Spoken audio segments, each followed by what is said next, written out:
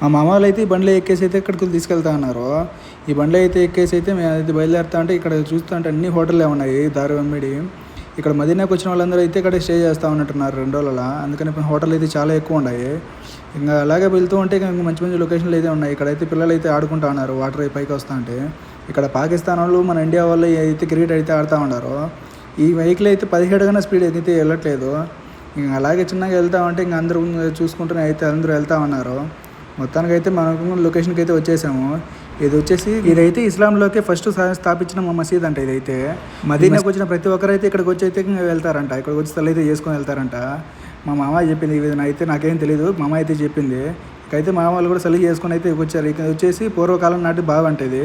ఇక్కడైతే వాటర్ ఎప్పుడు వస్తూనే ఉంటాయి. ఇది పూర్వకాలం నాటి బావి అంటే ఇది. ఈ బావి అయితే వాటర్ అయితే ఎప్పుడు వస్తూనే ఉంటాయంట. వాళ్ళ దేవుడి జ్ఞాపకాల కింద వస్తూ ఉంటాయంట వాటర్ అవి. అలా అని చెప్పేసి మా మామ అయితే చెప్పింది. ఈ వీడియో అయితే నచ్చినట్టయితే లైక్ చేయండి, షేర్ చేయండి, సబ్స్క్రైబ్ అయితే చేసుకోండి. Okay, bye.